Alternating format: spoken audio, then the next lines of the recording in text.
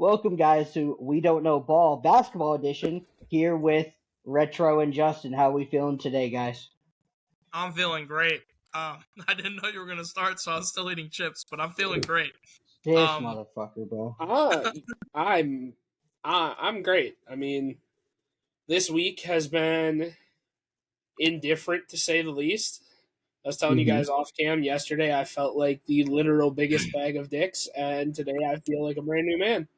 Mm-hmm. Sports wise, well, we'll get into why I'm indifferent on sports more so tomorrow. And I guess we can kind of get into why I'm really indifferent on sports today because some things are just. I feel like this is Stranger Things and we live in the upside down I because I agree because to start off, really talking about some random team having a 6 game win streak. No, not yet, Justin. A 6 game win streak, and we're talking about the upside down. Kawhi Leonard had a tremendous past week of basketball, and unfortunately, we'll talk about both teams. We'll rip the band-aid off because you guys know how I feel about the other guy. But the Clippers have surprisingly made this comeback, and my question is, can one can Kawhi sustain this level of play for the next several months? And two, why is Ivica Zubac not important for this team? Because as soon as Brooke Lopez gets in there, they're on a 6 game win streak.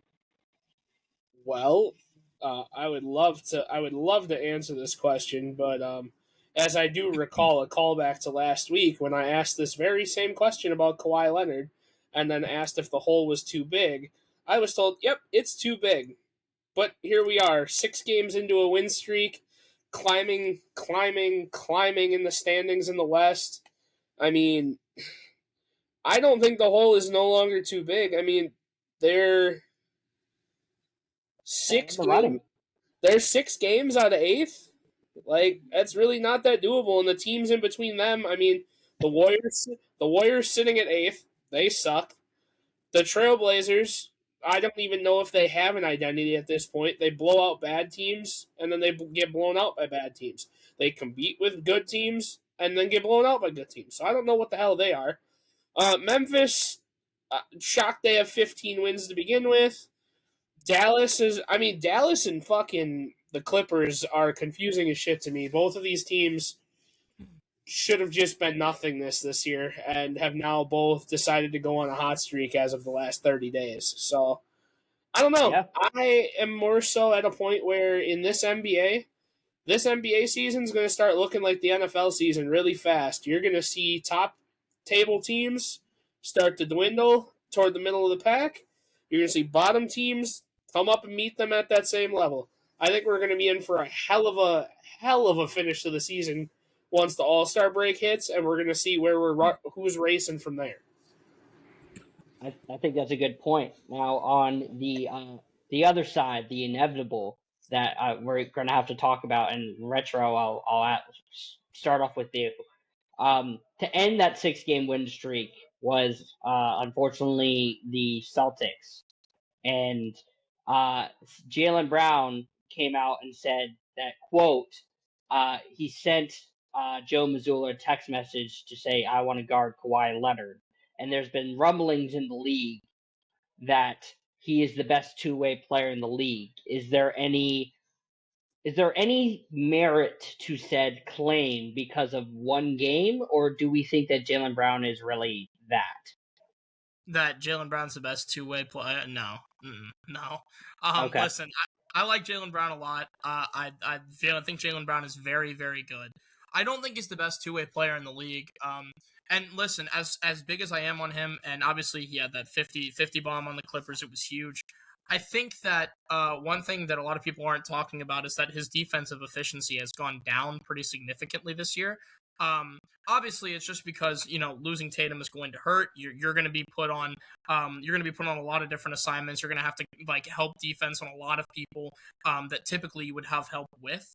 I think that this year he's had to settle into a very scoring heavy role, which he's doing great. But yeah, I don't think he's the best two-way guard in the league. I will say, or two-way player in the league. I appreciate the fact that that he wants to be on Kawhi, that he wants to have that that best player and to try to deal with them. But Hmm. no, I wouldn't say he's like the best. I think there are some better ones. Yeah, I'm in agreement. I use that exact argument when we have these conversations, best two-way player in the league, because like if you go about it and we see like I brought out like the text message, right? If you go and watch that game, Jordan Walsh is definitively the POA on Kawhi most of the game. Yes, they run a switch heavy defense. Jaylen Brown did go on Kawhi in some of those possessions, but we're not going to give him the majority of the credit. Like, yes, if you go and look up lineups, yes, Kawhi was on Jaylen Brown, but we know in basketball in today's day and age, you just don't go one for one like how you really used to. So I think it's just a false narrative. I don't like. It's not even because I'm claimed as this Jaylen Brown hater. I just don't think the two-way stuff has merits when the majority of the season has been, like we said, he's been a scoring heavy guy. Most guys who've been the carry the offensive load for the teams majority of the time slip on defense. Like it's just a fact. You're just way too tired to take the best defender or the best offensive player and all this kind of stuff. You just have way too more. You just have way too many responsibilities on the offensive end, running the offense and that kind of stuff. Especially in a Joe Mazzulla system. Um, but with that, talking about like offensive load specifically today coming out, Trae Young conversations. So him and his camp brought out that Trae Young has possibly played his last game in Atlanta, and he was one of the guards on the market that we were talking about a couple weeks ago, like a Ja, like a LaMelo Ball, to where we can see them probably on a move. But I pushed back a little bit because it gets hard to defend Trae Young's defensive liability, and what Atlanta's assuming to do is that they want to get a better defensive player. And I guess my question is the biggest name that has been out there immediately has been Anthony Davis, and we've seen this exact same thing before. Anthony Davis for Luka last year. We want to get better defensively, but we know that Anthony Davis is injury prone superstar. He's good defensively, but we know it's just not the same. So I guess Justin, for you, um, two-part question: should they follow through with said trade, or if you feel like they shouldn't, should Trey still leave and go somewhere else? And where's the fit? Um, my thing is I think he does fit in Dallas, but granted, this is a whole bunch of shit to do with what Nico did to begin with, and Nico really fucked this whole thing up. And it's a good thing he doesn't have a fucking job. But Yeah. by doing this trade, even if it's Porzingis and Trae Young, like the rumors have been stated, are Porzingis and Trae Young worth Luka Doncic? And the answer is fuck no. No. Is Anthony Davis worth Trae Young and Porzingis? Probably, because Anthony Davis was not worth Luka Doncic. But he fits good in Dallas. I don't see the upside for Atlanta trading for AD, and we kind of talked about it off camera. Oh, well, AD can do this to develop Jalen Johnson, develop this. I don't give a fuck. What does that do for Atlanta? You're trading your quote-unquote franchise piece away. Your franchise piece, drafted the same year as Luka. 4 picks apart. Same year. And you're going to go get AD, who's old as shit, but you want to build behind Dyson Daniels and Jalen Johnson. I don't see what Anthony Davis does to build for this team when he can't fucking stay healthy enough to play basketball. What is the point here? Would I love to see Trae on another team? Would I love to have him get a resurgence? Yes. Do I have an answer for where I'd like to see Trae Young go? Boy, I sure did before the start of the year. But no, I don't see the Dallas thing working out. I understand why they trade for him. Kyrie still not back. Kyrie probably not coming back this year. They need a point guard, and it shows desperately with the way that their team is ran. They need a facilitator. They need it done. I think Porzingis would help their team with the spacing because I think the best thing that Porzingis does is he's great value AD, and the difference is he's healthy and AD's not. So, like I said, as far as an answer for Trey, I mean, man, you could throw his name at the wall. There's probably 15 teams in the league that could use a Trey Young. How many teams he'd fit with? Probably half that. So, Well, Retro. Yeah, Go ahead. there are some the biggest rumor for who he's been linked to. Everybody knows I'm a Bulls fan, but the team that I grew up with, my second favorite team here in the DMV, there's a lot of people that are linking him to the Wizards. And I personally think it would be the perfect fit. There's a certain basketball terrorist whose name is CJ McCollum that is currently playing point guard for this team.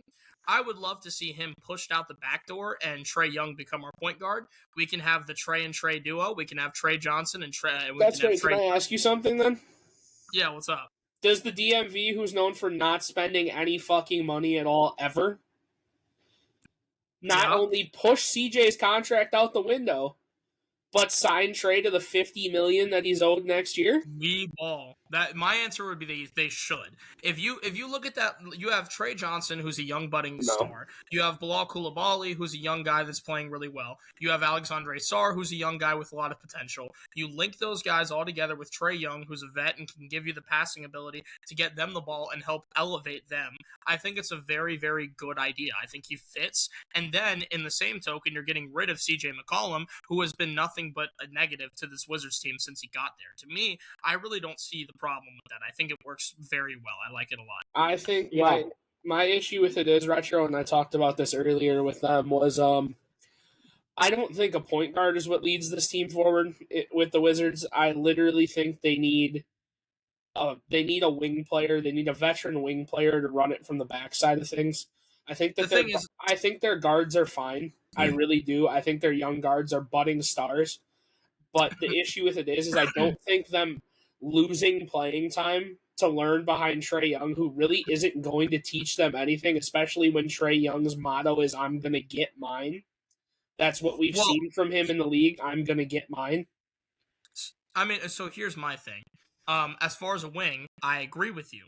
Now, this upcoming draft class, the Wizards are blessed. They are one of the worst teams in the league.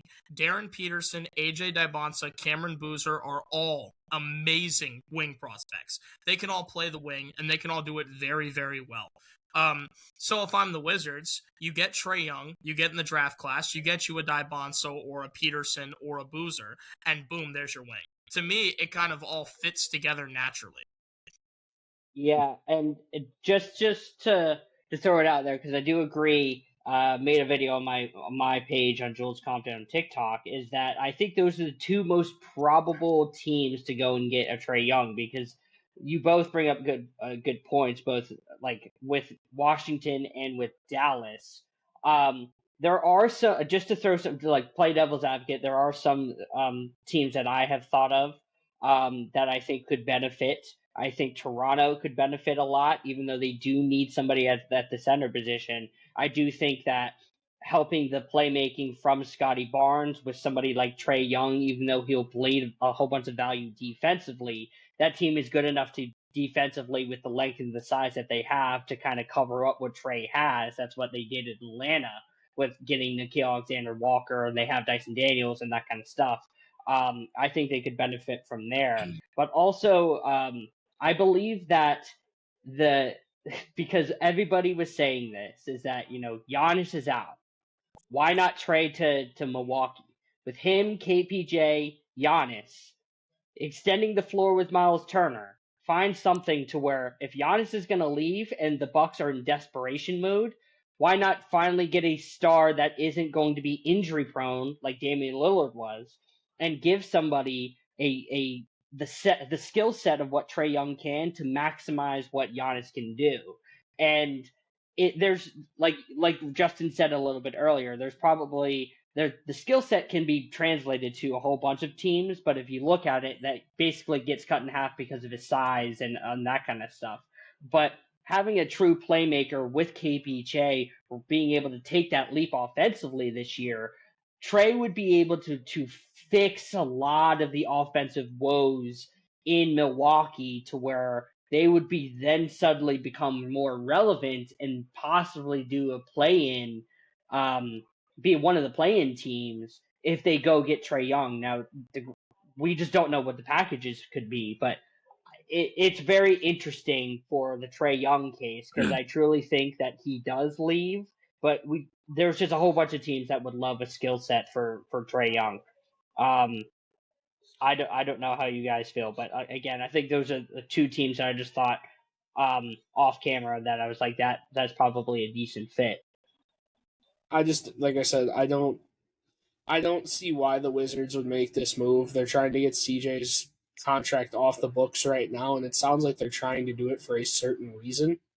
It's not just that you want to say he's a basketball terrorist, because here's the thing. They make this move, and they're getting his contract off the books before the end of the season.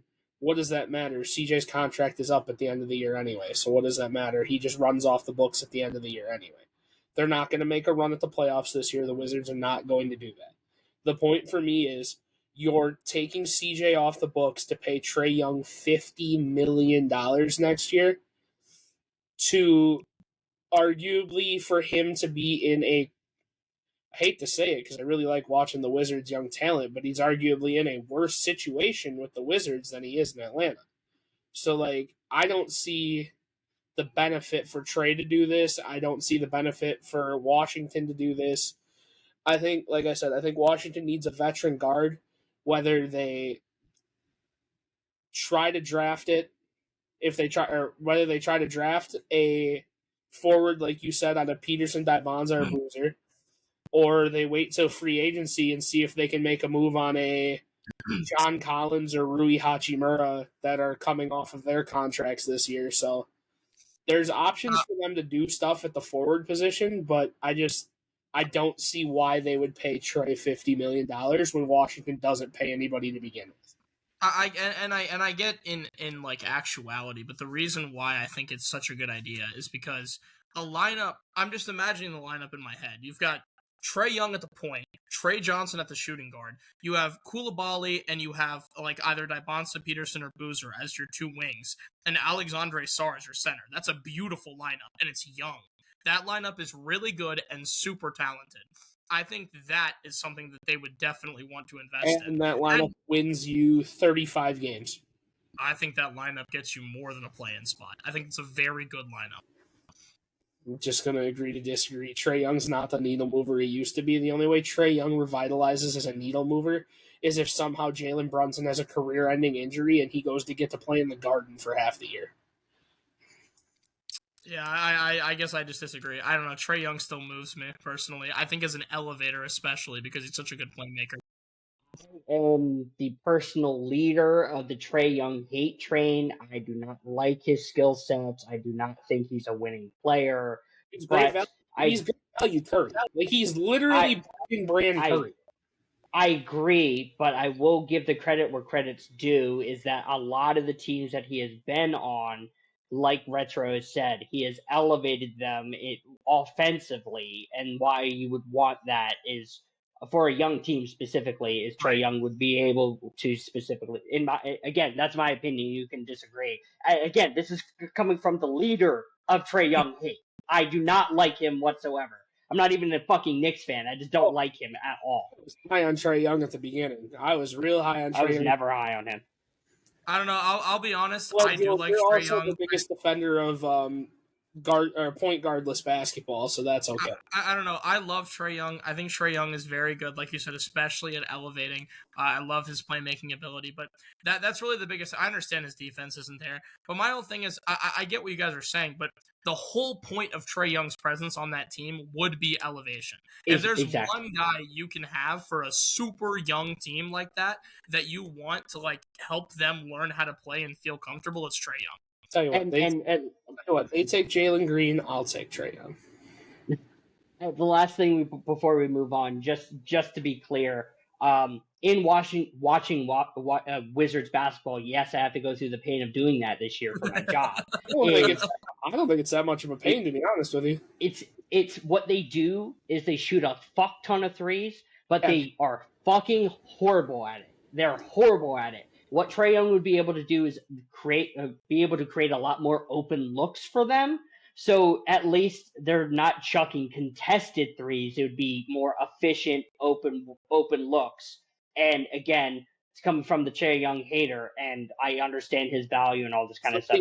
I'm not a fan of it. Trey Johnson, that man's got in the gym range. Well, and so, might be able to free up Alexandre Sarr a little bit in the paint as well. Exactly, he'd be able to utilize Sarr a lot. So that's why I think that fit would be at least decent. Move on. So the next topic, and funny enough, behind the scenes we have names in the back, and somebody is a big hater of the Thunder. We'll move on to them because me and Retro got into it a couple weeks ago about the win record. I was saying that the capabilities of what they can be is they could go and win, or at least match the record. I was never saying that they could win. I was never a believer in that. That capability word sounds new to me. I just want to say that. However, the fact that they are now, after today, have the same record through 12 games as said Wizards team in 6-6 is diabolical. So, Retro, before we get into this, the Thunder have recently just lost Isaiah Hartenstein. And we understand his value because he's a good low post defender. He's a fantastic rebounder, fantastic rim deterrent, and kind of lets Chet be valuable defensively. He's able to roam as a 7'3", 7'4" guy and that kind of stuff.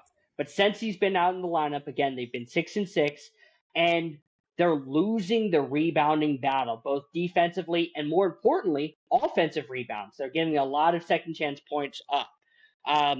Most notably today, they were basically lost by 30 to the Hornets. So the question is, are the Thunder for real this year? Because a lot of people had them going back to back.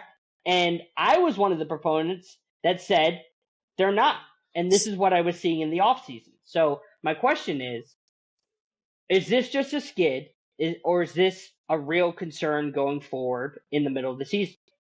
This is telling. I see. So what I'm going to do is I'm gonna give you a little bit of a Jules narrative here. Okay, so I'm gonna cook this up for you. Okay.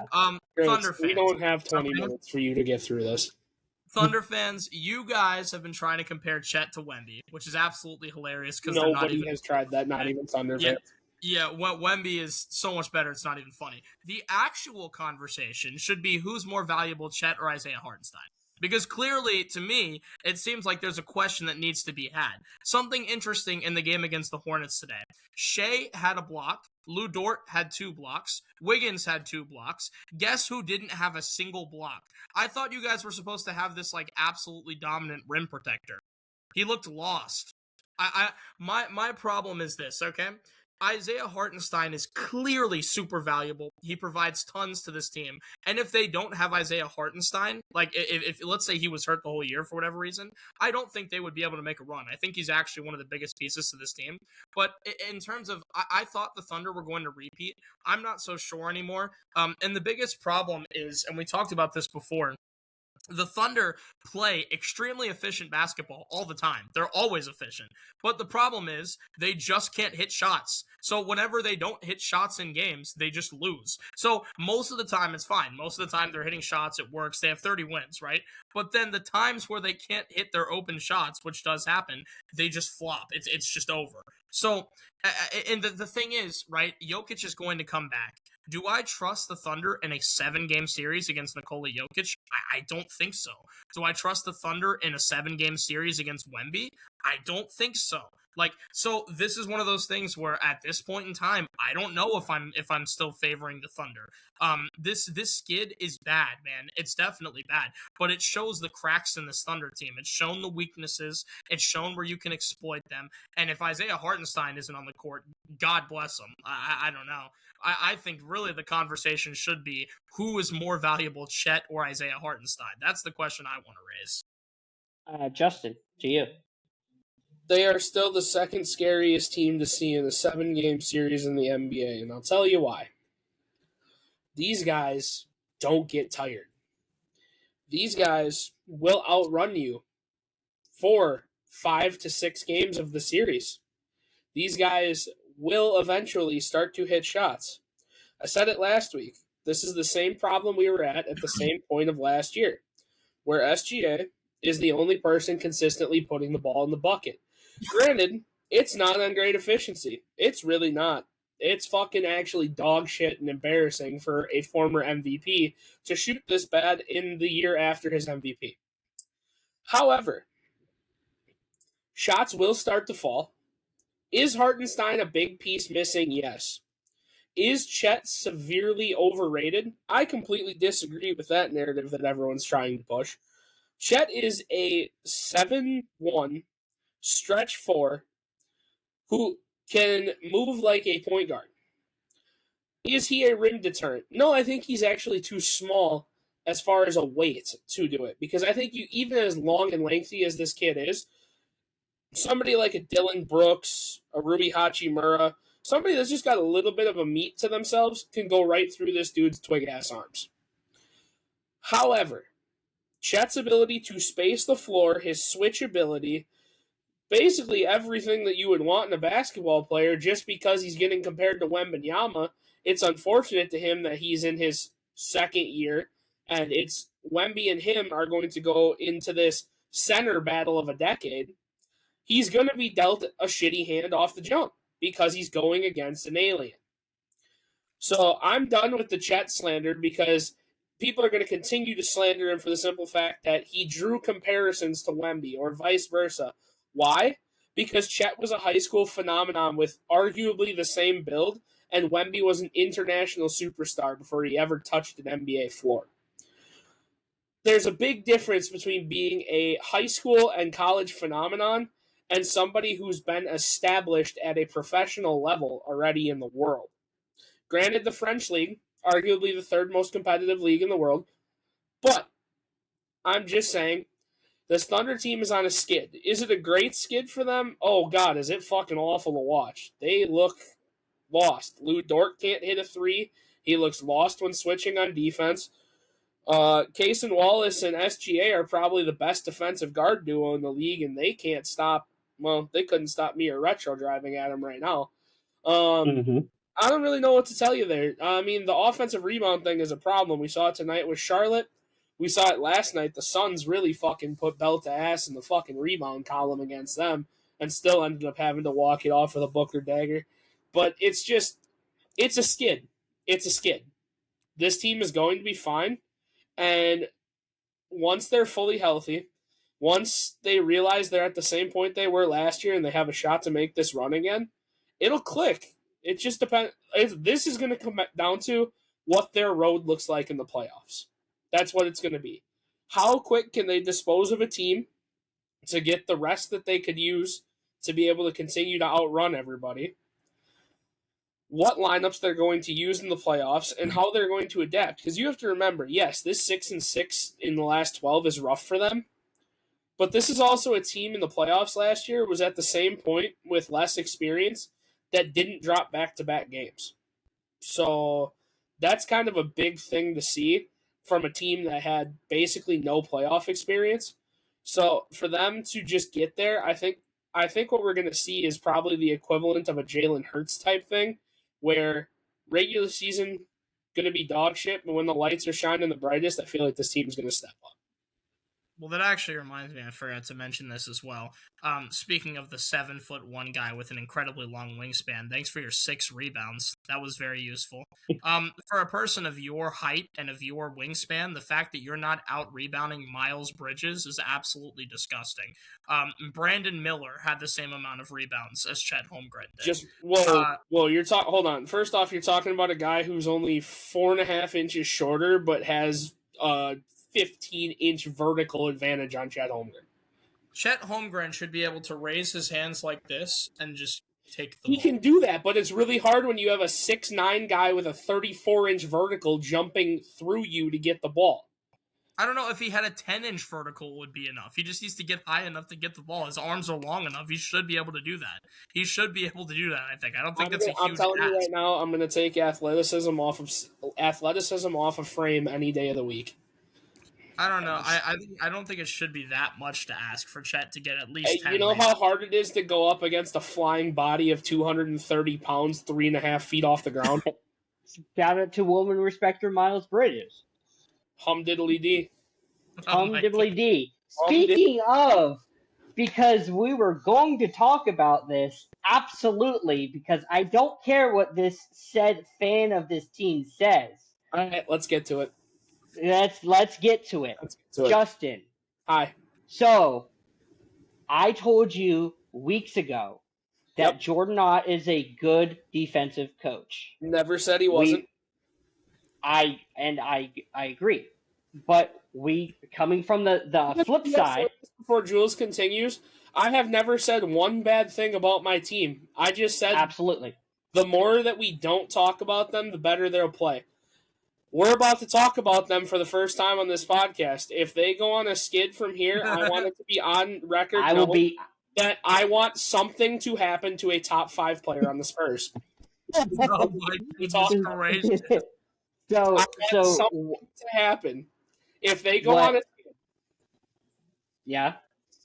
If they go on a skid, then okay, that's fine. Too bad that it already happened because he's going to be playing. Anyways, Jordan Ott is a fantastic defensive coach, and he's been maximizing these players. I think we all knew what Dylan Brooks was capable defensively. The offensive leap we're clearly seeing. We're seeing Goody come out, be a hound defensively. Mark Williams has been fantastic in really these last 2.5 weeks. I guess the notion is the only person prior to the season coming up that was very high on said team was you, and it was coming from an unbiased standpoint. What I want you to do is I want you to stamp your approval that this team can go the distance against these said top teams in the West. I want this known right now. Devin Booker is him. First off, Booker's not him. It's arguably one of... No, hear me out. This is arguably, as crazy as this sounds, you can say Devin Booker is him. This is arguably one of Devin Booker's worst years in the league. And that's what's insane to think about with the way this team is playing. Devin Booker is shooting at an abysmal 29% from the three-point line. That is... Oh, God. 29% retro. As a top 3 shooting guard in the league, arguably. Yikes. Top 3 shooting guard in the league. 29%. Now, however, they did show a graphic last night during the game, which had me very, very much intrigued.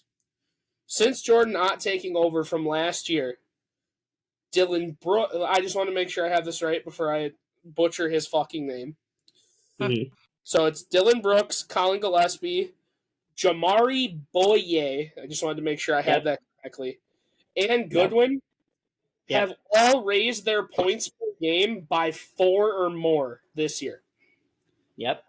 I want to talk about, since we have to talk about my team, I want to talk about who is actually the unsung hero of this team right now, and nobody can tell me differently because the man's been on a generational heater shooting the basketball. Colin Gillespie came out of absolutely fucking nowhere and runs this offense head and shoulders better than I thought he could have. The three-headed monster of him, Booker, and Dylan Brooks, who Dylan Brooks, crazy enough, I believe the announcer said it best the other night, was Dylan Brooks is doing the exact same shit he was doing in Memphis, only the shots are going in. Yep. Growth and efficiency is a big part of this game, and finding your niche in this game is probably the hardest thing for players to do. And I think it took him not having to be the villain, yet still being able to be the villain for him to do stuff like this. Fucking hates LeBron. I think Fucking that Dylan Brooks might be my new favorite player because me and him hate LeBron just as much as each other do. Hold on, Retro. Let me finish. Other things to talk about before we do this. Mark Williams, for being an undersized center, is putting belt to ass to the top rebounders in this league right now. He is getting position over anyone and everyone that he wants. That includes Victor Wembanyama. When we played the Spurs the last time, it didn't matter who switched on to Wemby. These guys, being a foot shorter, were clearing this man out of the paint. Devin Booker, for one possession, cleared Wemby 4 feet from the basket. Right. We do have a guy on our bench that gets 0 playing time, who is a very good rebounder with a very good frame. And I don't know what it is about rookie centers that just don't get minutes or get played over by somebody who's just simply not better than them. Yes, still Kalel Ware, you are getting mentioned in this because fuck Bam Adebayo. But Malawak needs minutes, and this kid's never going to get any development at all if he doesn't get minutes. Look at what has happened for Oso for this team.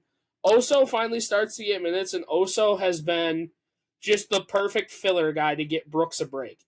He's able to run the floor in transition. He's a decent rim deterrent, and he will outpace almost anybody on the floor to run after doing something impressive on defense. With the way this team passes and this way this team shoots threes, I don't think there's any team, I don't care how good you are, I don't care who the fuck you are, wants to see us in a 7-game series. Because if we start playing bully ball and physical defense against you, that's how we beat the Thunder the other day. We got them out of their comfort zone. We got them frustrated. They started making really stupid mistakes. And it didn't matter how far we went down. There were 2 sets in that game where we went on a 21-2 run and a 14-5 run. It doesn't matter how far you put us down. We might as well be the comeback kids because we're scratching and clawing to the top. Gotcha. Yeah, no, I just wanted to make this point because I think it's very important. We talked about this a little bit on the football podcast, but it is very important to understand that name recognition does not equal production. Correct. If you look at this, Suns starting lineup, Devin Booker, sure. Colin Gillespie, Dylan Brooks, Royce O'Neal, Mark Williams. If you were looking at this lineup and you were just like going name recognition, you'd think this team was like 15th in the West.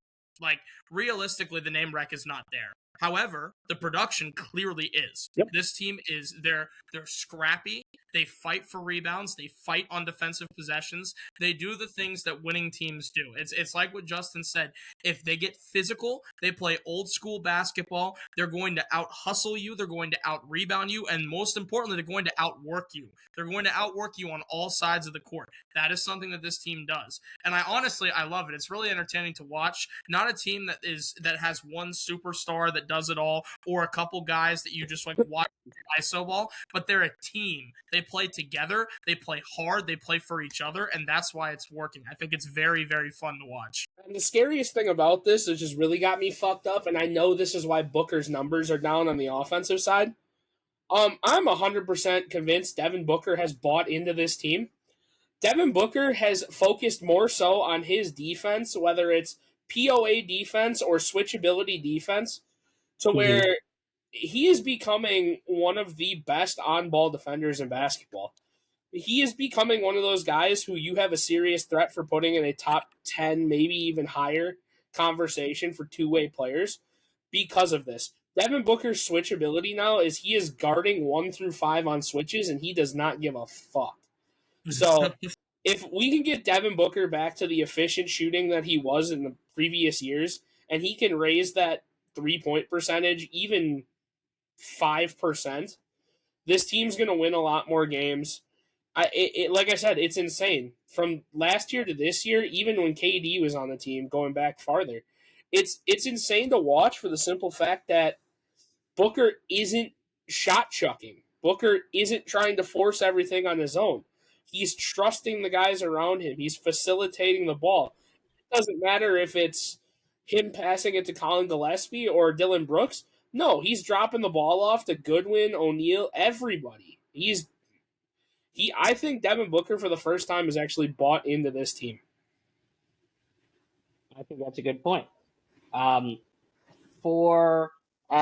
move on to the East, we've spent majority of the West, but I do want to talk about a couple teams in the East.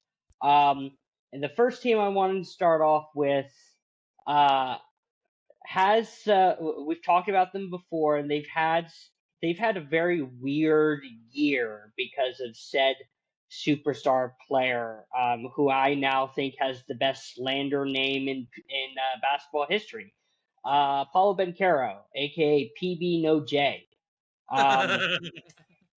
So funny enough, Franz still out, but within the past 5 games, Paulo specifically has been giving you damn near a double-double with five assists, like 28, 10, or 28, 9, and 5.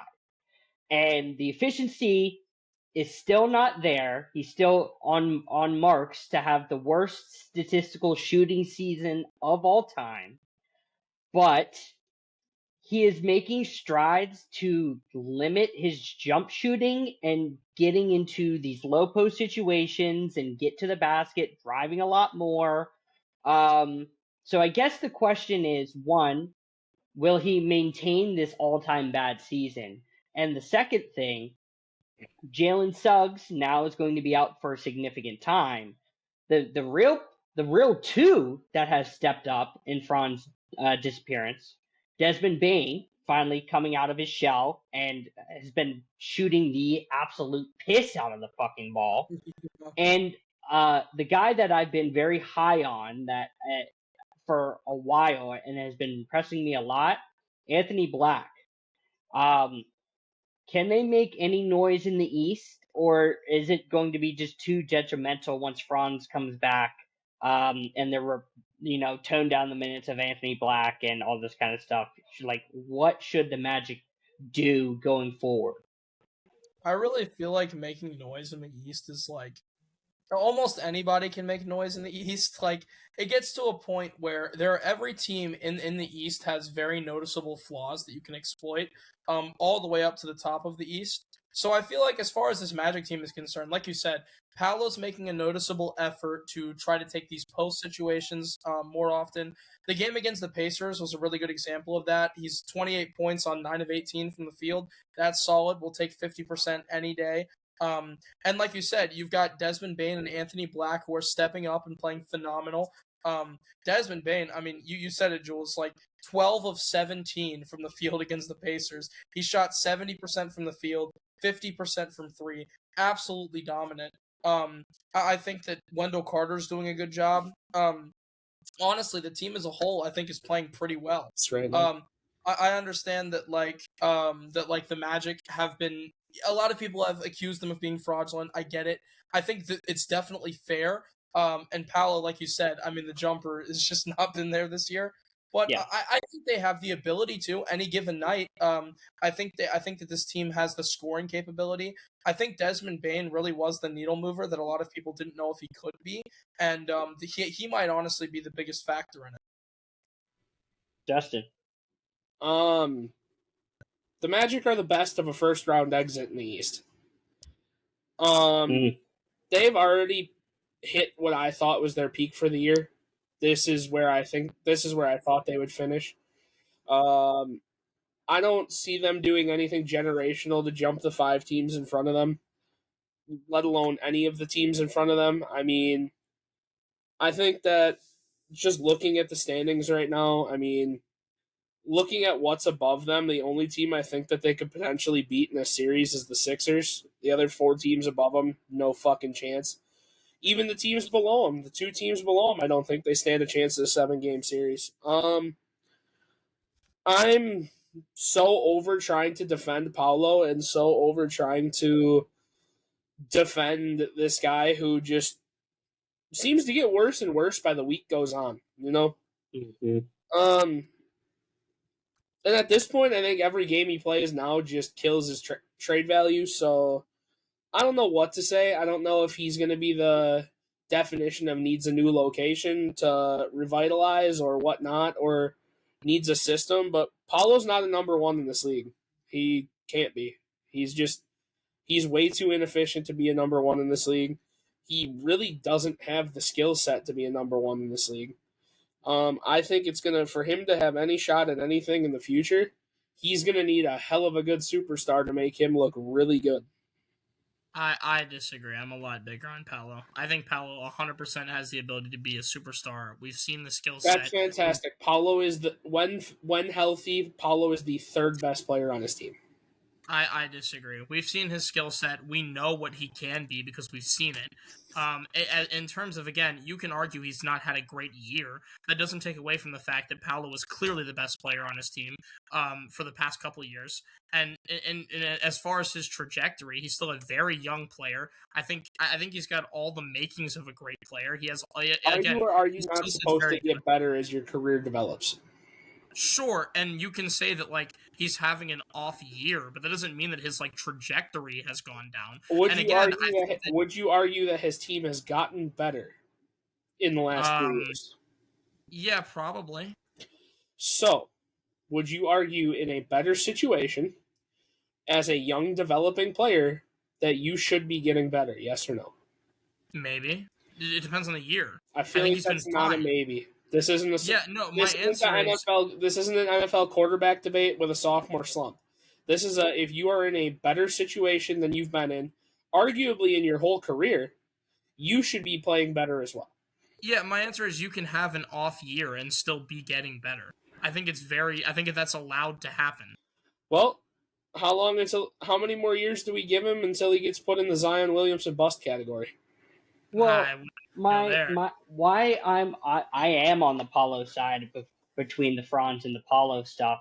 From my perspective, personally, just to throw my 2 cents in there, why I'm not off the Paulo train is because the specific trait that he needs to work on is able to be done is jump shooting, right? I said a little bit ago that he's statistically going to have the worst jump shooting season in NBA history, and that's going to be on his cape for a while if that ends up happening to be true.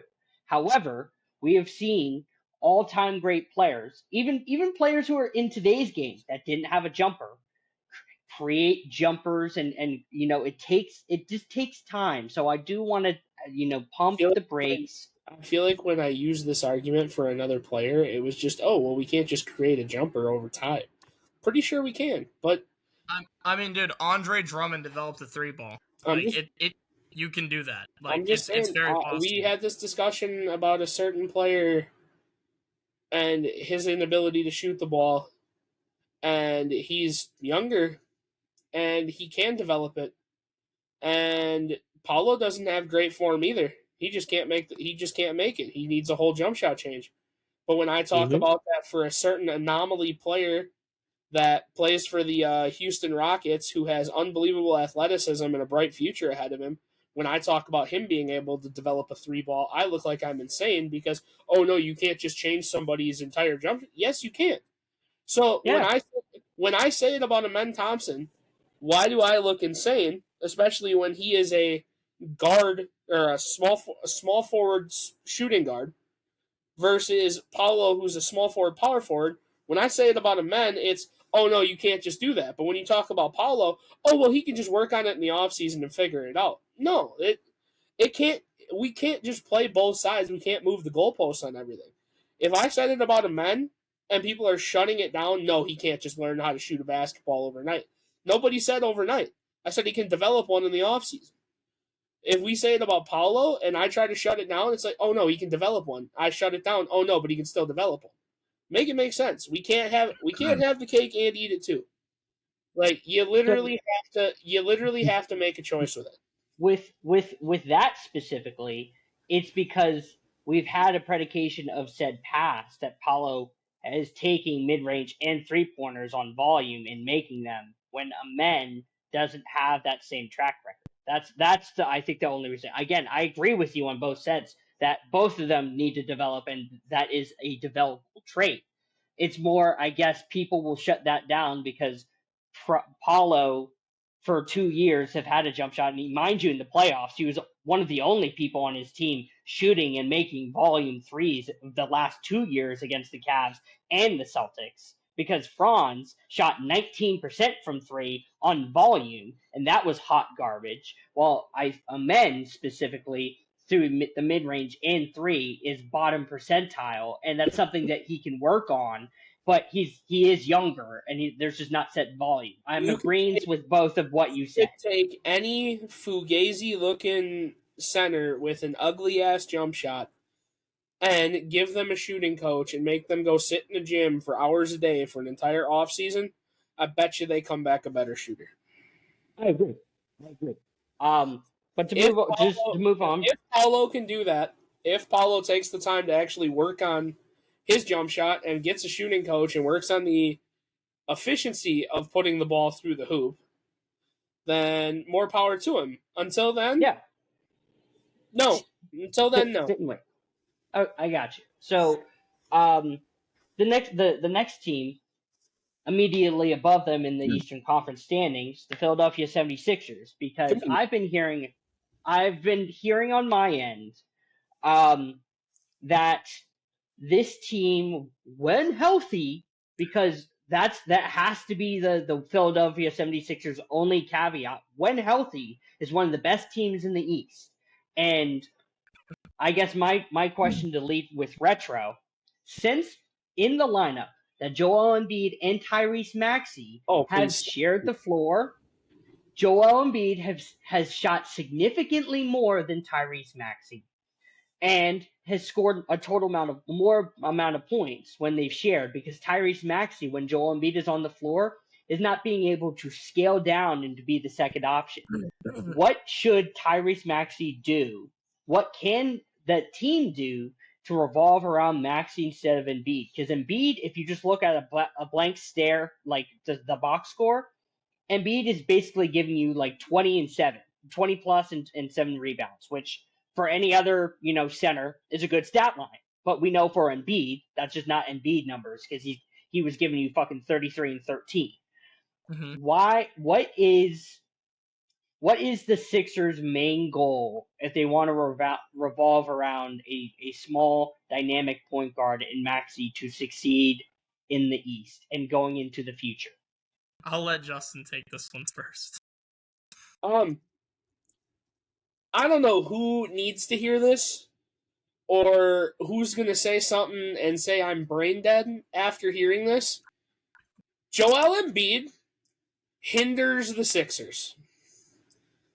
Joel Embiid was your future. Trust the process, right? Ben Simmons, Joel Embiid, Tobias Harris. Trust the process, right? Yeah. Tobias Harris, bro. Trade Joel Embiid. Sit Joel Embiid. Do not play Joel Embiid. Your team works better when Tyrese Maxey is your point of attack on offense. Your team works better when Tyrese Maxey is a volume shooter, not Joel Embiid. I'm so over the Joel Embiid. The when healthy. Sure, when healthy, Joel Embiid can be in an MVP conversation. We've already seen it in his illustrious past. Fuck him. I'm over it. I'm over it. Joel Embiid is a sideshow for the 76ers and Philadelphia at this point. Yeah, I'm going to just take this time to make fun of the 76ers if I'm being completely honest with you. Tonight, you guys play the Nuggets, okay? Now, you want to talk about when healthy. You know, did they play the Nuggets or did they play the Nuggets? Oh, yeah, no, we'll get there. So, tonight you had Tyrese Maxey, VJ Edgecombe, you had Paul George, Joel Embiid, Quentin Grimes, and Jared McCain off the bench. Sounds pretty healthy to me. Honestly, sounds pretty solid. Now the Nuggets, the opposite of healthy. You got Brown, Pickett, Jones, Watson, and Holmes II. That's their starting lineup tonight. Can you guys guess who won that game? Can you guys take a guess? You think it was like the 76ers by 20, by 30? No. The Nuggets won. The Nuggets won the basketball game. 76ers fans, bro. There is no justifying this. Denver was plus 15.5 in the betting spread. People thought that Denver were going to get blown out, and with good reason. Because the when healthy excuse, it doesn't work, gang. It doesn't matter. Tyrese Maxey put up 28. Joel Embiid put up 32. Edgecombe put up 17 on abysmal efficiency. Paul George played terrible. But even the thing is, even with Maxey and Embiid putting up a combined 60, and Quentin Grimes off the bench putting up 16, so you had 3 players that put up 76 points, you cannot play a lick of defense. There is no defense to be had. You could not defend Bruce Brown from getting 19 points. You could not defend Jalen Pickett from dropping 29 on you. There is a serious problem in Philadelphia. I would like to make another argument here. It's 2026 now. Yeah, I got the year right. 2026. I just want to know who thinks that Paul George is an NBA caliber player in 2026. Yeah, it's cooked, bro. It's cooked. I want to know. I can see why you'd continue to use Embiid. Don't get me wrong. I see the value when healthy, but when is he healthy? How many games is he giving you a year? Is he playing enough to even qualify for literally anything? And I know we don't even have to get into that on Jules' end because he's already so angry about the whole fucking qualifying games. Well, be healthy to qualify for a season award. Not my problem. Injuries happen. Deal with it. Paul George actually might just be the basketball terrorist of the 20th century. I mean, yeah, he's not doing anything. He's not putting up any good he's shots. Just there. He's a body. You might as well actually still use Tobias Harris. The thing is, he's not even a body, because if he was just a body, that would be one thing. But he's a body that's taking 10 shots and making 3 of them. Like I said, I can still get behind you having an Embiid on the floor, but Embiid should be used as a second option to Tyrese Maxey. Embiid should be putting up almost a triple-double a game on like 15, 15, and like 8. Because he does have the ability to play make as a big. He just doesn't want to. He just would rather force up a ridiculous shot because he thinks he's him. But and again, to finish my point, Joel Embiid, 32 and 10. That's great. Looks like a good game. But the problem is you can't stop anybody. Yep. The problem is there's no defense. You let the Nuggets with 0 Jamal Murray wasn't out there. Jokic wasn't out there. They didn't have any of those guys. You let them put up 125 points on you. That there's literally no excuse for that. Where's the Joel Embiid who used to just get a technical foul to rile up the fans on his team? Man. Where's that guy? I hate to say this.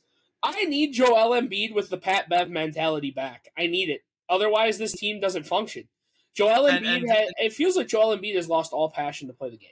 It really does. I agree. And I also want to say, as far as this is concerned, Paul George had a minus 18 tonight. It is very clear. Justin is absolutely right. Paul George is not an NBA caliber player anymore. It's time to let it go. It's been a wild ride. It's been a long time. It is time to let it go. It's about that. The last valuable thing Paul George has done in the NBA is gotten the OKC Thunder a championship last year. That is the most valuable thing Paul George has done in the last 10 years of the NBA. That's true. It's not unbelievable. It's a fact. You know what, Paul George? Think about it. In the last 5 years, Jules, I want you to tell me 3 things that Paul George has done positive on the floor, and I can probably raise you 10 things he's done off the floor that are negatives. And I guarantee half of them stem from his dumbass fucking podcast. I was going to say, the podcast is doing well, so I guess in terms of off the court, he's got a money. Again, I don't understand. You want to talk about a team with an identity crisis? Fucking Unk Ball is winning games, and they're not. If you want that problem, trade him back to the Clippers, bro. They can have Unk Ball. They can have real Unk Ball. Well, to actually move on with the identity crisis thing, it's a perfect terminology for this said team, because I've actually switched my feelings on this team, and it was because of the Christmas Day game. Oh boy! And the fact that when they do have their starting five, they're a functioning unit, and they just have been hurt with injury bugs. And where they're at now is still above 500, and they can still make noise. And I think that they're going to have a 2025 second half like the Indiana Pacers did. The Cleveland Cavaliers are a functioning basketball team, and that they can absolutely make noise when all five of their players are basically playing. And Justin, I don't know why you're making that face when Darius Garland has a toe injury, which is one of the, other than the calf strain, is one of the most hurtful injuries in basketball. Evan Mobley gets a calf strain, which is the most hurtful thing in basketball. And Donovan Mitchell is giving you 30, and when a 6'4" guard is having you this type of scoring output with dog shit of Lonzo Ball, dog shit of Jared Allen, this team, when functioning, can play against any team in the East. That's fantastic. Congratulations. He's the active number one shooting guard in the NBA. Great. Cool. Do you know why we're still not moved? Do I need to pull it up again? It is Monday night, and I'm already getting notifications. Donovan Mitchell, rest, out for Tuesday's game against Indiana. I'm so fucking over this team and their load management and their bullshit. Again, this team has been fined multiple times this year for load management with Darius Garland, Donovan Mitchell, Evan Mobley. I'm over it. I'm so fucking... I don't care. If this team wanted to be competitive, they'd fucking play basketball. Instead, they'd rather load manage. Like, I'm so fucking over it. Cool. When healthy, they're a competitive team. They could be a top 3 team in the East. That's great. But when not healthy, they still decide to rest the healthy players. I don't get it. I'll play the bridge, okay? I agree with both of you. I think that the Cavaliers are a competitive team when healthy. I also hate the fact that they don't play. However, I don't think that's going to affect them because as long as they get in the playoffs, they don't really have to worry about load management. It doesn't really matter. Now, I hate load management. I think it's awful for the game. But it doesn't really matter because as long as you get to the playoffs, that's unfortunately, that's the reality of basketball. I hope they load manage their way out of a fucking playoff spot. See, and that's the thing. One of the reasons why I personally love the NFL more is because you can't really load manage. There are only 17 games in a year. But in a league where there's 82 games in a year, you can afford to load manage, which sucks, but you can afford to do it. But that being said, yes, I definitely think the Cavaliers can make a run. My issue is they've been load managing since week 1. They load managed to start the season. Within their first 5 games, they had already gotten a fine for Garland and Mitchell. Then Mitchell comes back, and Garland gets another fine against him for load management. I don't get it. I agree with you, and I don't like it either. I think it's bad for basketball. But that being said, I've been saying this for a while, even when certain people have disagreed with me, that Donovan Mitchell is the best shooting guard in the NBA. I've been saying that. It continues to be true. And he continues to put up great statistical nights. He just had 30 against the Pistons. Unfortunately, they've still lost, even when Cade played like a basketball terrorist. I don't even know how they managed to put themselves out of that game. But I still think that they're a very good team. Obviously, the Pistons are 26-9. The fact that they can even have a 4-point game against them clearly shows that they have the ability to compete when healthy. And Evan Mobley and Donovan Mitchell are kind of the perfect one, too. Donovan provides the amazing offense. Evan Mobley provides the defensive anchor. They're a great combo. It's what you want to see in a team is those two. Darius Garland has been a great guard with that team. Obviously, he continues to do that. DeAndre Hunter off the bench is very, very good. I think that overall, like this team, again last year, the Cavaliers did very, very, very well. We kind of knew this team has the ability to make noise. The problem is, it just seems like every time they're in the playoffs, they kind of just like choke out of it. But I think they have the ability to. It's what Jules said. Do they have the ability to make noise? Yes, I think they do. I'm not gonna lie. The way that you just said that Evan Mobley and Donovan Mitchell are the perfect combination. The only thing flying through my head when you said that was from Remember the Titans, where Coach Boone says, It's Dean Martin and Jerry Lewis. Dean writes all the songs and Jerry gets all the girls. That's all I heard out of you there. Like, that's how so chalked I am on talking about literally anyone in the East. I'm going to say it right now. Even the Pistons have got me regretting picking them as the number 1 seed right now because they're just the inconsistency of basketball. The East is a fucking mid-off. It is. No, it is. Cade Cunningham went 7 of 22 from the field against the Cavaliers, and they won the game. I don't know. I don't know. The East is just. So, two things before we move on. I actually disagree with the DeAndre Hunter thing. I don't think he's been really good this year. I think he's regressed massively. I do think that he's regressed. I do understand the value of him. I just think there's some type of hitch in his offensive game that he's been playing in the minutes that I'm just not a big fan of. Second thing, you talk about the duo there with Mobley and Mitchell. Mitchell obviously needs like all-time defenders behind him because 6'3", 6'4" guard doesn't have the capabilities defense. So he had Rudy Gobert, right? Now he has Evan Mobley.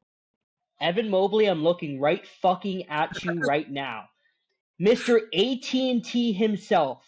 I picked you as a top 15 player this year going in.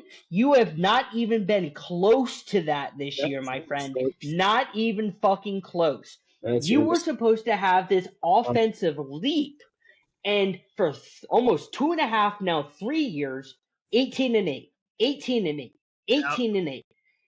I understand that you can now shoot threes and you can beat people off the dribble. If you're still giving me the same production on more field goal attempts, that doesn't mean you've had an offensive leap. Just because you can do more, literally. Yeah, no, and he's committed to the defensive bit. He's just fully committed. It's 100%. He's so bought into.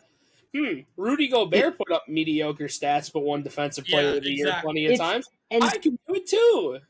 And that is going to be the sole factor on if this team gets anywhere. Because to be honest with you, I think the X factor on the offense is Darius Garland. Because Darius Garland's the definitive, decision maker. I do understand that Donovan's the better player. But Garland was leading more efficient offenses on and off the court with Donovan Mitchell compared to last year because they're the number 1 rated offense. So that's why I would say offensively, I still lean a little bit towards Garland, but he's just not the better player. Defensively, I understand Mobley is that. But again, we need to have this conversation of Evan Mobley needing to take some type of stride on the offensive end so they can get outside the second round. Because again, I just said it. I do think that they can make this 2025 Pacers type of run in the second half of the year where they're just the second best team, just make all this because they have the talent. But Mobley, I swear to fucking God, I'll jump off a fucking cliff if you're going to continue this shit throughout the rest of the regular season and into the playoffs. If I see any type of drop from you, I am fucking done with you. Because I was done with Bam. I will be done with you next. Fuck that. I would just like to be clear on this before we move on. Regardless of these top 3, I think that they just don't have the help to make the deep run in the postseason.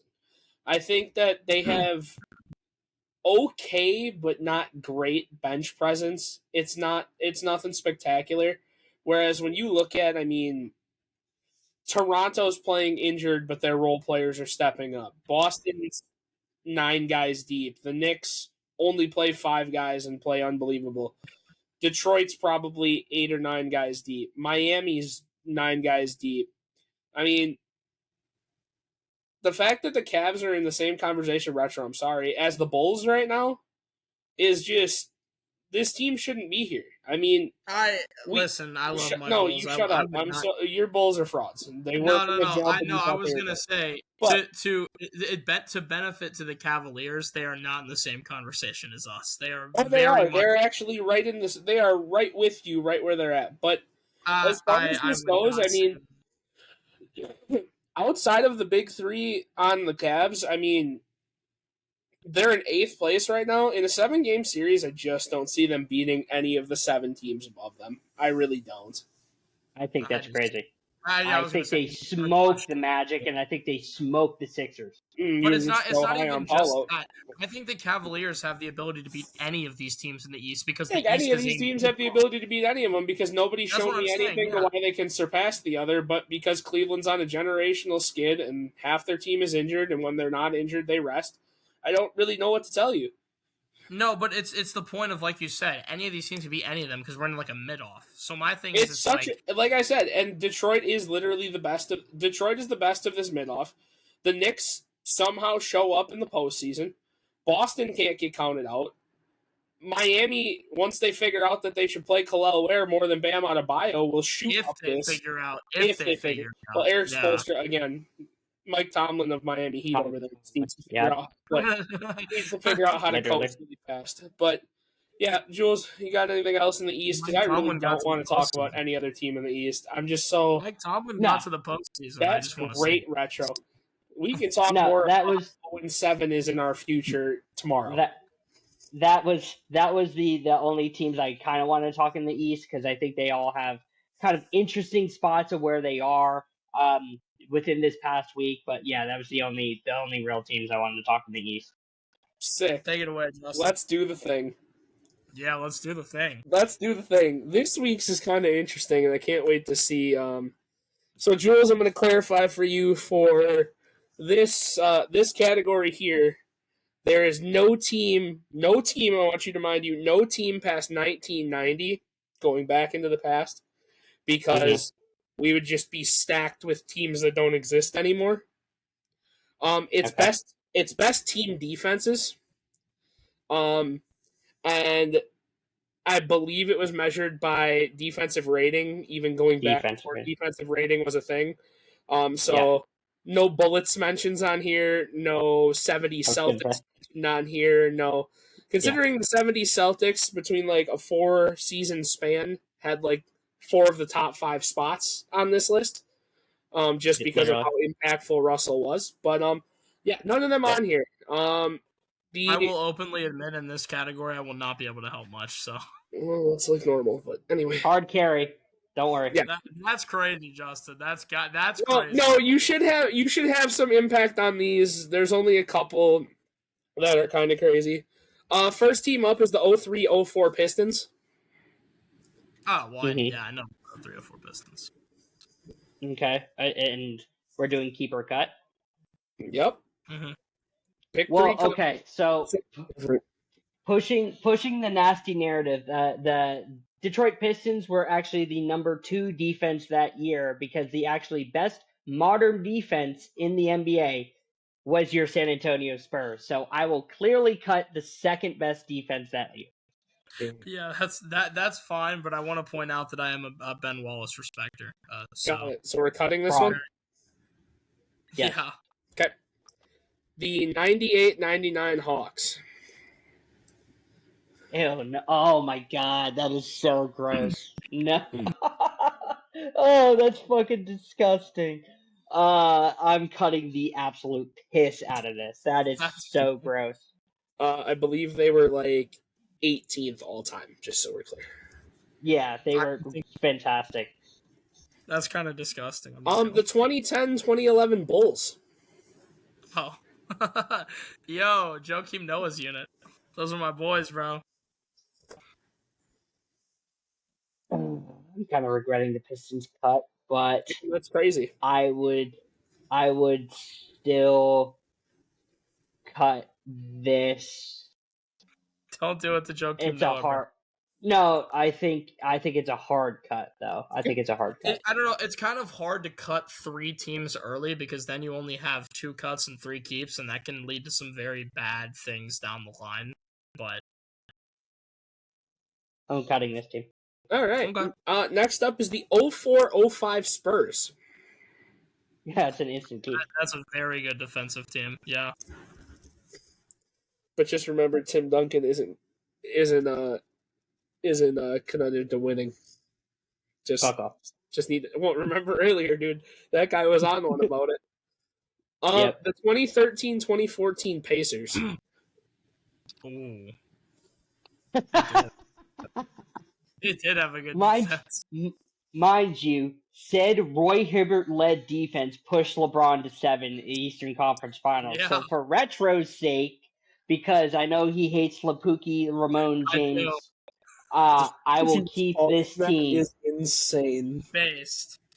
I will keep this team. Hey, Adam, if I send you this, I'm keeping your Pacers team. LaFraud, get up out of here, buddy. 93-94 Knicks.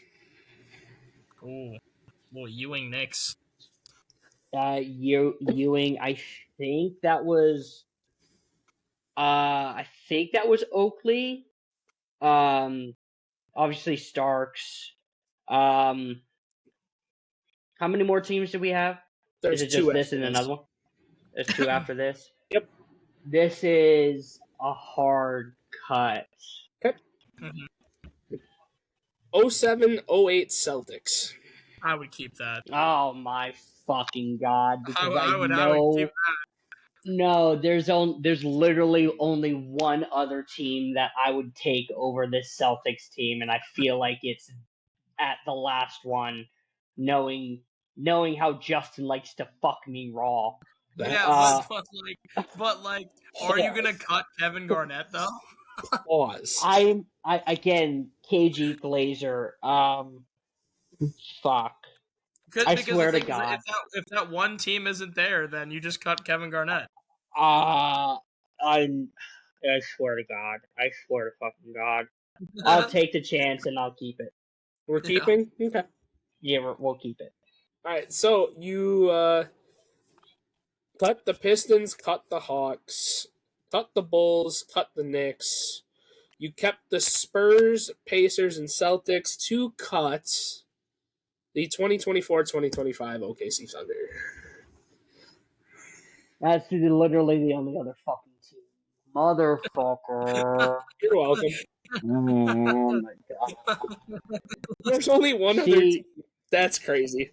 That was literally the only other team because, I know, Retro, I know you fucking hate the Thunder, but why I was such a proponent for them last year was I was pushing, this is the, greatest defensive team we have ever fucking seen in my life. And I actually agree. I agree with you. I don't even hate the Thunder, and I don't even hate Shea. I hate Shea's fans. That's the only thing about the Thunder I hate. You just hate Shea discourse. No, well, yeah, and Shea Which discourse, is insane yes. because I've heard you stand behind Jalen Brunson before, who is arguably worse. I did not. Whoa. I stood behind Tyrese Halliburton that whole time. I was on Tyrese Halliburton from day one. Don't you ever accuse me of Jalen Brunson.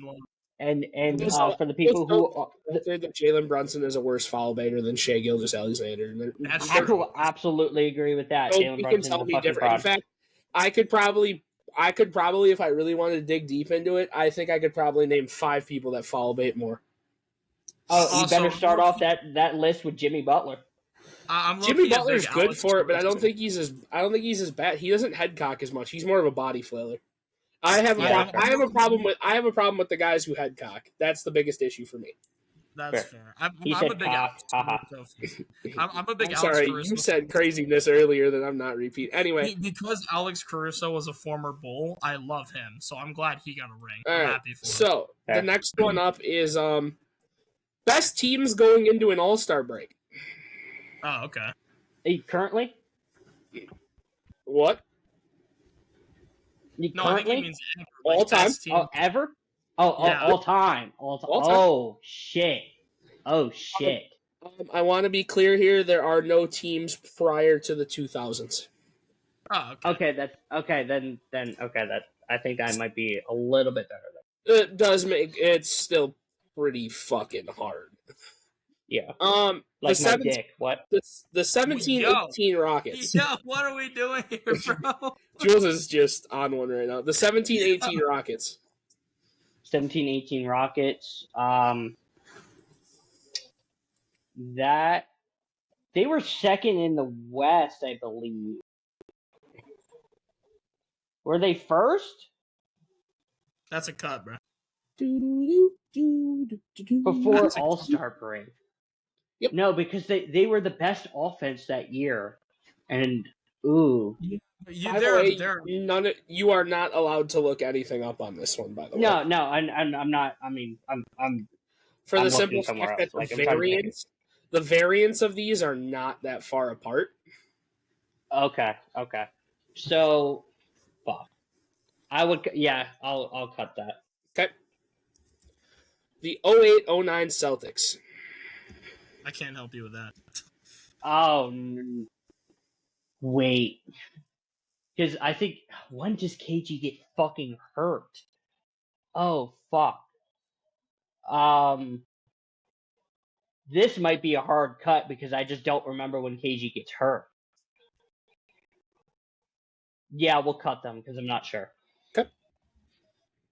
2018-2019 Raptors. Well, Kawhi wasn't playing. Fuck. And they made a really good second half because of fucking Kawhi. So I would say cut too. Yeah, I'm okay with that. Mm. So we already have 3. So that means we have 2 cuts left and 3 keeps. Right. We're probably just gonna have to keep the next one, Joel. Yeah, so no matter what. Cutting this. I just want to be clear. I'm going to let you guys know quickly right now. The 17-18 Rockets had 44 wins. The 08-09 Celtics had 44 wins. The 18-19 Raptors had 43 wins. Moving on to the 15-16 Spurs. That was when we won 43. We had that skid right after All-Star break. But it's before All-Star break. Yeah, I know. They're pretty dominant before All-Star break. You got to remember, this They is were. this is best teams up to the All-Star break. Yeah. Not after. I feel like you almost have to keep, because if you don't, then you only have 1 cut left for 3 keeps. Yeah, but like I'm not. I'll keep because Kawhi's the GOAT, but I don't love that keep. Keep 45 wins. Okay. The 1920 Bucks. Oh, I think no. To be honest with you, before COVID, I think it's a hot take. I think they're the best team in basketball because a lot of people say the Lakers. I think that they were.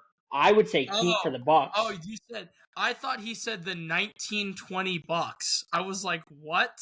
Yeah, the 1920 Bucks right before COVID.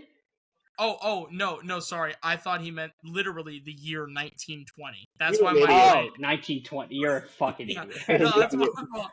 No, that's crazy. Yeah, I would keep the Bucks. It's a hot take of no. I think they were the best team in basketball in 1920 before All-Star break. From results, 4th best record going into an All-Star break at 46 wins. Yeah, I think they were the best team in basketball. The 15-16 Warriors. Oh my Jesus fucking Christ! Well, I mean, we don't have a choice here. Like, yeah, I don't. Well, to be wait, that's an instantaneous keep. Yeah, because it has to be. So you kept the Spurs, the Bucks, and the Warriors. You cut the Rockets, the Celtics, the Raptors, the 13-14 the 13-14 Thunder. They were good. And arguably, and I'm just going to use it definitively because I can push narratives with it on my own, the best All-Star game, the best pre-All-Star game run a team has ever went on, the 21-22 Phoenix Suns. Not moved. We're not moved. Just so we're clear, T won at 48 wins with that Warriors team. How many? Yeah, I was gonna say with the Warriors team. Yeah. So I'm okay with that. That's not bad. All right. So this one, follow with me here. Okay. Top role players. Ever? Roll. No. Okay. This is active, and this is okay. outside of a number 1 or number 2 option. That's what I would clarify as a role player. So they Okay. could start. So they can start, but they have They a can definitive start. role on They're the still team. a role player, yes. Is Okay. Draymond Green on this list? Fuck no. That's disgusting. Because I still wouldn't let you keep him.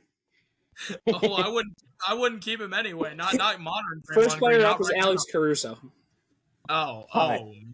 Yeah, I'd cut his one. I Okay. would too. His defense doesn't make up for this lack of offense. Nikhil Alexander-Walker. Ooh. This year, This year, probably. Doesn't have to Fine. just be this year, but these are You can go back, I believe, 4 years if you want to on some of these guys. It doesn't matter. oh, because so is it totality? you can go As a totality. 'cause totality, though? I don't. Well, I think one of these guys has been a number 1 option in his career, and that's one. I think NAW is probably a cut, to be honest with you. Okay, Alexander. I don't know, Walker. Joel. That's I'll fine. let Joel. Yeah. Reed That's Shepherd. fine. Oh man, he doesn't Like- really have the body of work. Is the problem? Yeah. I would cut Reed too. I think he will be really good, but yeah, I'd cut too. Well, speaking of a guy who doesn't have body of work, that probably would be a hard cut. But after 3 cuts, I wonder what you'll do. Hey, Jules, it's Mamu. Oh. No, like, I see what you did. I would still cut him. Great value for this year, but I think it's a cut. Well, One we got cut and 4 3 names and 3 keeps left. Yep. Colin Gillespie. I would keep This Craw. year, I think he's a keep. Yeah, I'm good with that.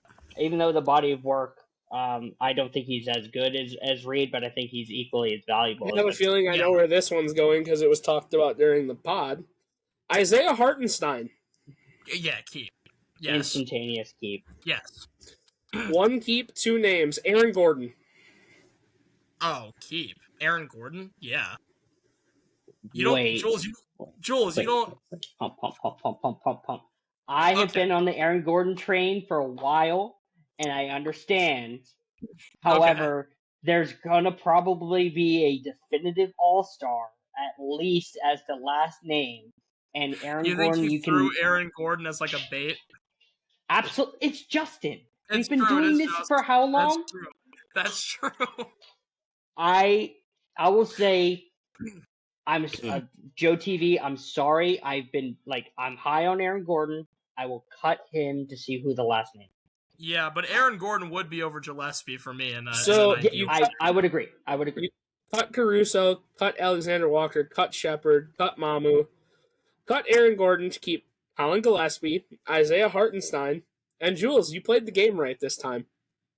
Would you like to try to guess who it is? And a role player. Role player, Who is all-star caliber. is it Whoa. LeBron? LeBron is disgusting. That's Is funny. it LeBron? No. No. I'm assuming I would assume that you want to push narrative. So Dylan Nope. Brooks. Nope. Oh, that's LeBron no, he's would've the been number really 2 funny. option. This is so I don't disgusting, know. but it's 100% valid. How about OG Anunoby? Yeah, I think. Yeah. Yes, I think he's the most valuable player on the Knicks. To be honest with you. And he's a 3rd I option. mean, that's true. That is true. I actually thought you were going to go with LeBron. LeBron is Why the the third fuck option. would I ever want LeBron? on Because he's a anybody's third list? option all-star caliber player. Yeah. Same way Jordan was all-star caliber in his final all-star game. Oh wait. Well, Jordan was MVP caliber when he played for Yeah, the Wizards. just 'cause you He were was in 2-6 MVP up. conversations before the injury. I'm just not and going to listen to you. he led the Wizards to a playoff run, but Yeah, because he finished 6th in MVP. Not move. yeah, people don't want to hear it, but Michael Jeffrey's better at 40 than LeBron. Don't at me. Who's better at 41? Don't know. We'll never know. That's a good question. Anyways, All right. Well, Justin, what's our history fact of the day? at time of filming, it's January 5th. 1957. We're taking it way back. Pause. 1957. Jackie Robinson announces his retirement rather than being traded to the New York Giants. Mm. Fuck the Giants. Giants baseball, Joe Giants football doesn't move anybody. It's crazy how that works. Well, moved. everybody, yeah, I'm so glad we got to do this one first because tomorrow's just going to be the tale of turmoil for me. Tomorrow's gonna be fun. I'm ready Tomorrow's for going to be tomorrow. so fun. Retro's going to find his way off the podcast. It's going to be really great. P4 is going to be. We're gonna rip the Band-Aid off as soon as we get in. I'm Yeah, telling you. as soon as we get started. I can't wait. By the way, I'm going to be clear about this. I'm not doing any recap on any fucking games this week. We're talking about the future of the fucking none of the games mattered. I could care less. It just whatever. Fucking Well, I mean, I feel like the recap will kind of just be rolled into like the other could stuff. care less. I just want to talk about the future. Speaking of the future. You guys, listen. You should be tuning in tomorrow because we're gonna get into how Mike Tomlin deserves a new 10-year long contract tomorrow on the podcast. Yeah, he has as many wins as Chuck Noll now. We're moved. Mike Tomlin will be more relevant. Aaron Rodgers is back at the age of 25, ready to play in a Super Bowl. In 10 years, Mike Tomlin will still be more relevant than Jaden Daniels. Wait, how many championship games has Tomlin gotten to in the past couple of years? Anyways, how many generational choke jobs has it been against him? I'll wait. I'm just waiting for the championship games. With that, it's been We Don't Know Ball. Please like, share, and subscribe to us here on YouTube. Please follow our pages and please bully the fuck out of Justin for posting content because we want him to have a platform. True. Retro does it. I do it. Let's bully fucking Justin to do it so we can actually have platforms for ourselves. But this is when We Don't Know Ball. We'll see you guys next week for basketball. LeBron is terrible. Donovan Mitchell's overrated.